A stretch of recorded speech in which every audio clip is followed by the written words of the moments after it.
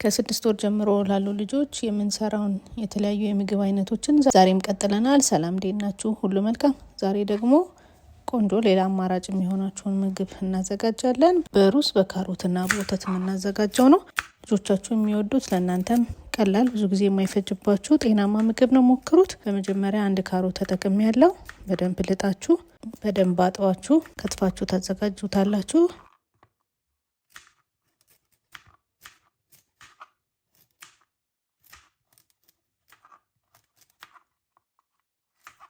ከዛ እስቲም እናደርገውና እናበስለዋለን።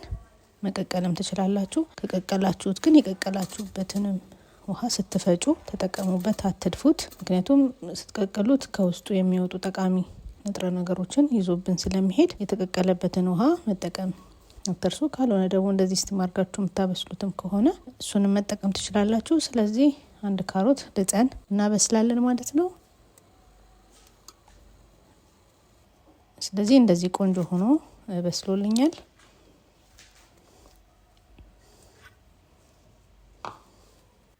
በመቀጠል 2 የሾርባ ማንኪያ የተቀቀለ ሩዝ አድርጌያለሁ። ማንኛውም አይነት ሩዝ፣ የተቀቀለ ሩዝ እናደርጋለን። በመቀጠል በስቲም ያበሰልነውን ካሮት አድርገን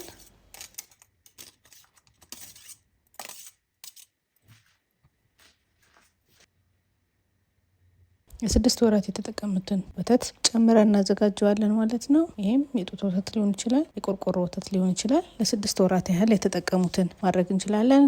ካልሆነም ደግሞ የቀቀላችሁበትንም ውሃ ማድረግ ወይም ደግሞ ውሃ ማድረግ ትችላላችሁ። እንደየምርጫችሁ ነው። ታደርጉት። እንደሱ አድርገን በደንብ ቆንጆ ሆኖ ልስልስ እስኪልልን ድረስ እንፈጨዋለን ማለት ነው። እንደተለመደው ውፍረቱን ቅጥነቱንና በጣም የመድቀቁን ወይንም ሸርከት የማለቱን ከእድሜያቸው ጋር ከፍ እያሉ ሲሄዱ እያስተካከላችሁት የምትሄዱት ስለሆነ በዛ ታስተካክሉታላችሁ። ስለዚህ እንደዚህ ቆንጆ አድርገን ፈጭተን እናዘጋጀዋለን።